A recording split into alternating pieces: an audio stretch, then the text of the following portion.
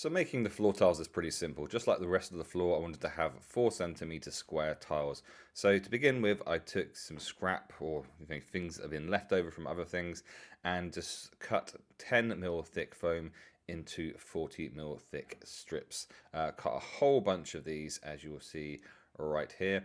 But those would be way too thick as floor tiles, so I needed to change things up.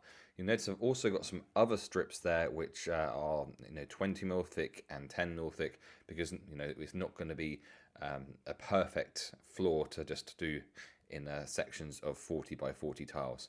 So with these pieces cut into strips, I then made them a lot thinner by setting my Proxxon hot wire cutter down to a very kind of small, kind of a couple of mil, maybe 3 mil thick, and then just made every single one into a strip that was just not very deep at all.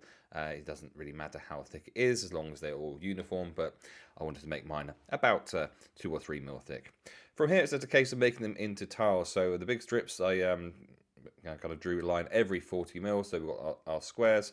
I ended up not really using many as big things like this, but you can see here it's a very simple thing just to make them into the tile sizes, then to create the texture with the tinfoil roll, and then to use a pencil just to kind of make those markings just a little bit more obvious. But you can snap them into pieces as well. You can see on this one here, just cutting off, and then you can just have some fun with it. So to begin with, do a tinfoil roll on it, and then after you've done that, just getting the knife and just kind of just randomly cutting it, and then you've got a couple of kind of broken pieces which can be next to each other as a whole thing, or they can be used kind of in entirely different parts of the board. Obviously, we want to do similar things with the 20 mil wide strips. So these are 20 mil by 4 mil for each tile, because there are going to be some side bits, some spaces that need filling in. So nothing complicated here. It's just using your imagination. You want a hell of a lot of tiles that are just normal, but you also want a bunch of tiles which are interesting in some way, so that we can get that floor to look interesting itself.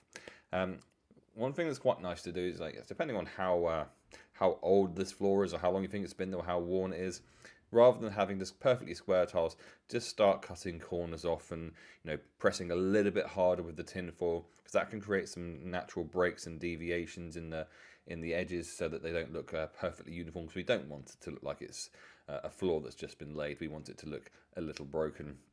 So nothing particularly complicated about all this. Just cut them into the sort of sizes that I'm talking about, and then have some fun in terms of making them different shapes. You can just snap them like that. That works too.